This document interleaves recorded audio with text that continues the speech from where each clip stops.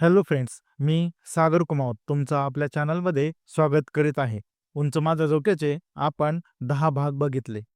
मागच्या भागामध्ये बघितलं की गौरवी तयारी करून खाली येते व येताच किचनमध्ये निशाला पूजेची तयारी करू लागते. ती आज खूप सुंदर दिसत असते. चला तर पुढे वळूया आपल्या कथेकडे. भाग क्रमांक 11. आता शोभत आहेस तू दीक्षित घराण्याची सून. कौशल्याबाई थोडं पुढे येत म्हणते. तसं गौरवी तिच्याकडे बघून गालातच असते. तर निशा गौरवीकडे वाकडं तोंड करून परत कामाला लागते. ती पण छान तयार होऊन आली तशी कामाला लागली होती. पण तिच्याकडे कोणाचंच लक्ष नाही होतं. म्हणून गौरवीची केलेली प्रशंसा तिला आवडत नाही. निशाला मदत कर. पाहुणे येतच असतील. आणि हो, अनिरुद्ध उठला का? कौशल्याबाई विचारते. हो, उठले ते, गौरवी म्हणते आणि निशाजवळ जाऊन तिला पूजेची तयारी करू लागते. गौरवी, आज गावाकडून आत्या पण येणार आहे. तुम्ही असं लग्न केलं तर त्यांना त्याचा जाम राग आला आहे. आणि हो, अनिरुद्धसाठी तुझ्या अगोदर जी मुलगी बघितली होती ती आत्याच्या नातेवाईकांचीच होती. तर अनिरुद्धने तिला नाही सांगून तुझ्यासोबत लग्न केलं. तर त्या तुझा राग करतील. पण तू सगळं सांभाळून घे. निशा तिला माहिती पुरवते. लग्न आम्ही केलं तर याचा त्यांना का राग आला? गौरवी विचार करत म्हणते. अगं, तुम्ही चार चौघात लग्न केलं असतं तर सर्वांसमोर त्यांना पण मानपान मिळाला असता. पण लग्न तसं झालं तर त्यांना काही मान देता नाही आला. तोच राग आहे हा. निशा फुलांच्या पाकळ्या मोकळ्या करत म्हणते. हो का? गौरवी म्हणते.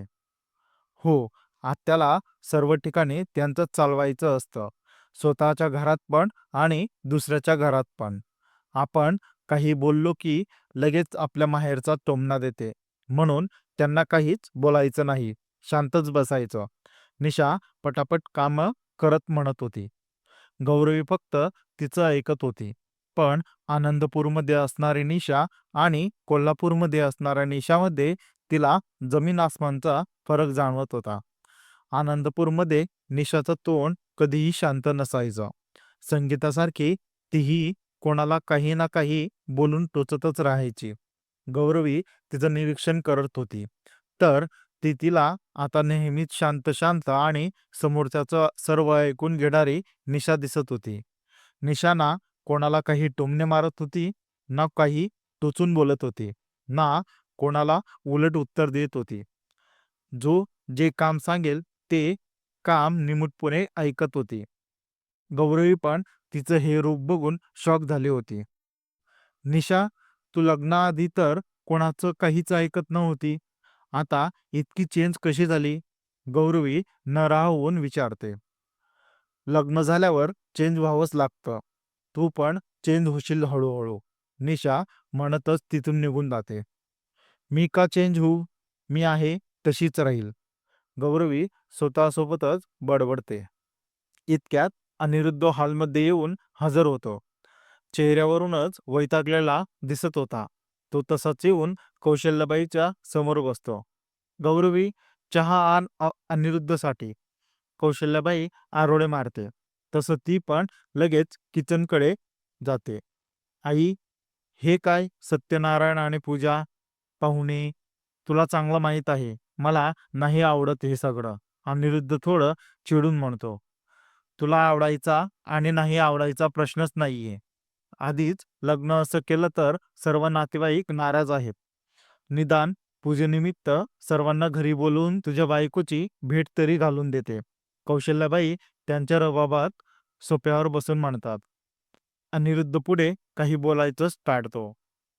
आता थोडं लवकर घरी येत जा. लग्न झालंय. जबाबदाऱ्या आणि कर्तव्य वेळेवर समजले तर संसार सुखाचा होईल. आजोबा त्याच्याकडे रागात बघत म्हणतात. तो रात्रभर घरी नाही होता हे आजोबांपासून लपवू शकत नव्हतं आणि हे अनिरुद्धला पण चांगलंच माहीत होतं. हो, अनिरुद्ध फक्त इतकंच म्हणतो. इतक्यात गौरवी ट्रेमध्ये एक कप घेऊन त्याच्यासमोर उभी राहते. अनिरुद्ध तिच्या चेहऱ्याकडे बघतो तर बघतच राहतो. त्याने सकाळी तिला व्यवस्थित बघितलं नाही होतं, पण आता त्याची नजर तिच्यावरून हटत नव्हती. तिने पिवळ्या रंगाची पैठणी घातली होती, त्यावर दागिने, फिकट गुलाबी रंगाची लिपस्टिक ओठांवर लावली होती. आज पहिल्यांदाच मेकअप केल्यामुळे ती कमालीची सुंदर दिसत होती. तिच्याकडे बघतच अनिरुद्ध तिच्याकडून चहा घेतो. गौरवी पण चहा देऊन तिथून निघून जाते. कुठे आहे आमच्या वहिनी साहेब? नणंदबाईला तर विसरूनच गेला. थोड्याच वेळात हॉलमध्ये आत्याचा आवाज गुंजतो.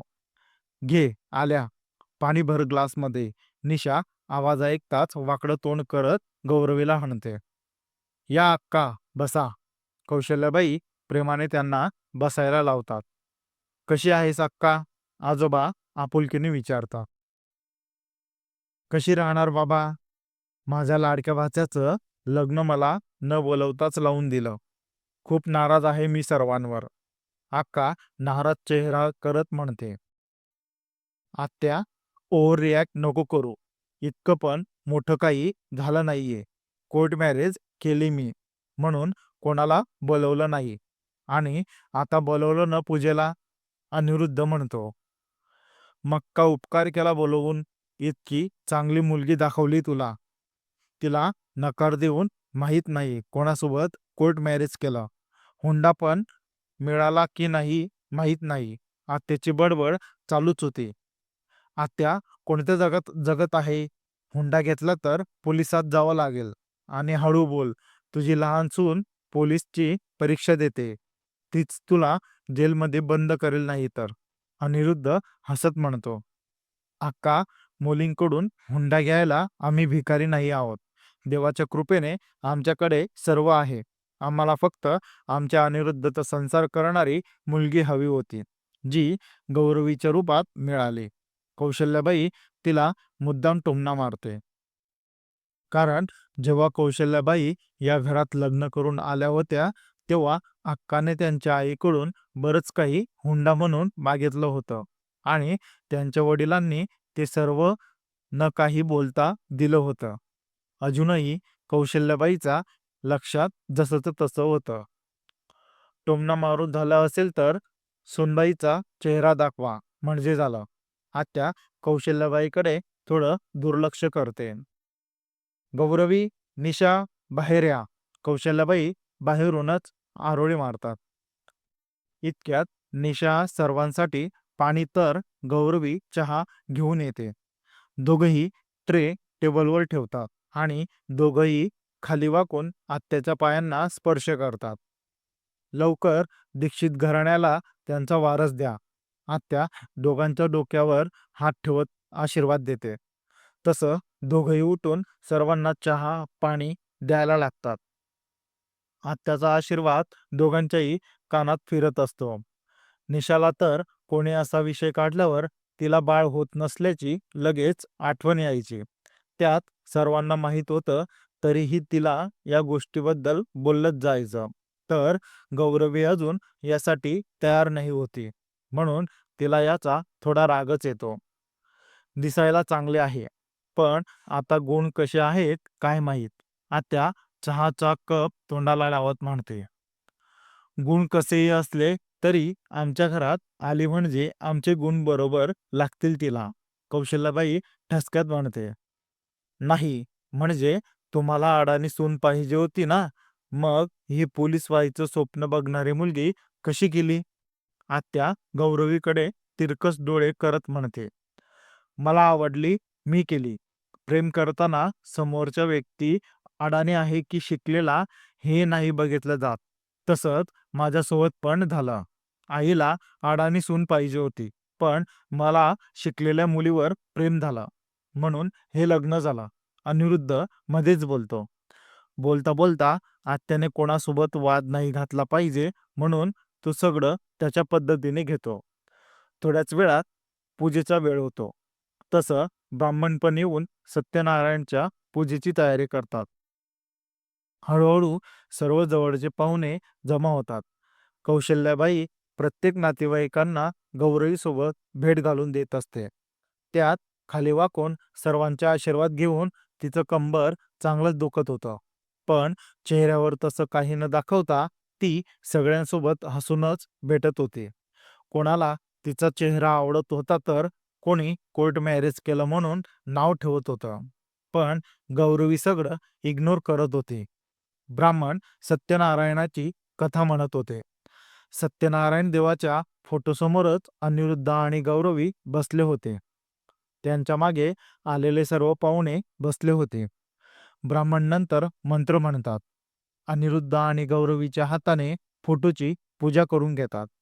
अनिरुद्धला हे सर्व आधीपासूनच आवडत नाही होतं.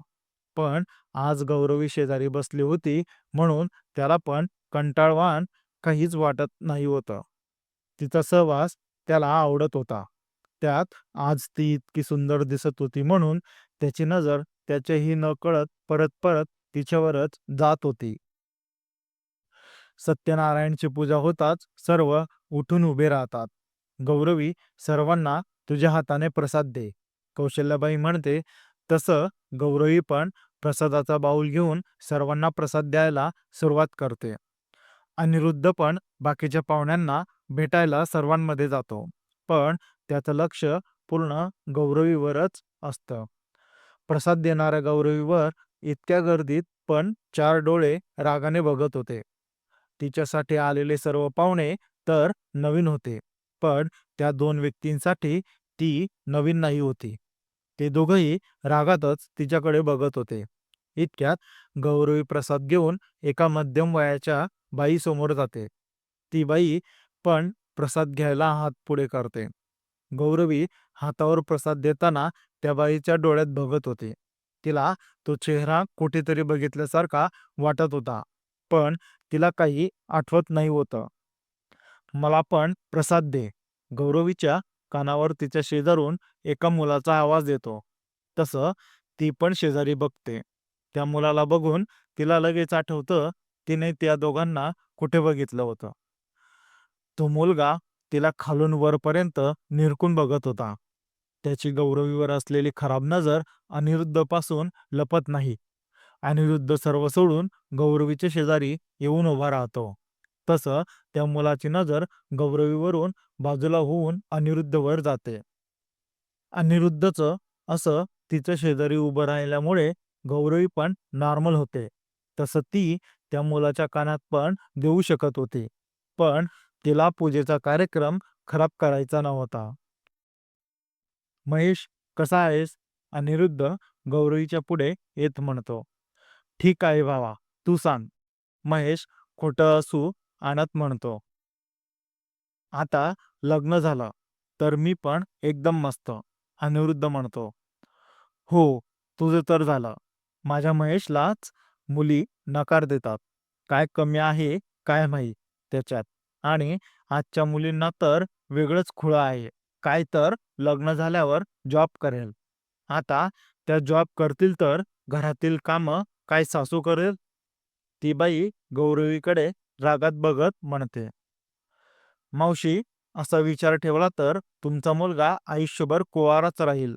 आणि हो, लग्नाला नकार मी नाही तुम्हीच दिला होता. मी तर फक्त सांगितलं होतं की लग्नानंतर पण मी IPS अधिकारी व्हायची तयारी चालू ठेवेल.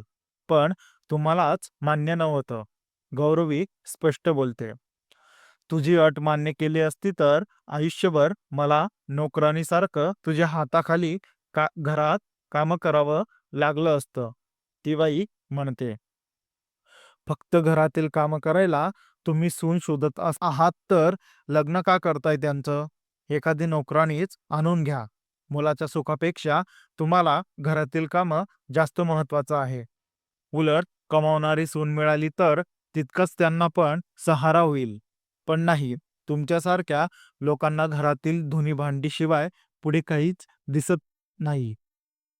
गौरवी तिची बोलती बंद करत होती. माझ्या आईसोबत व्यवस्थित बोल. महेश बोलतो. विसरू नको, तू अनिरुद्ध दीक्षितच्या बायकोसोबत बोलतोय. आवाज तर दूरच.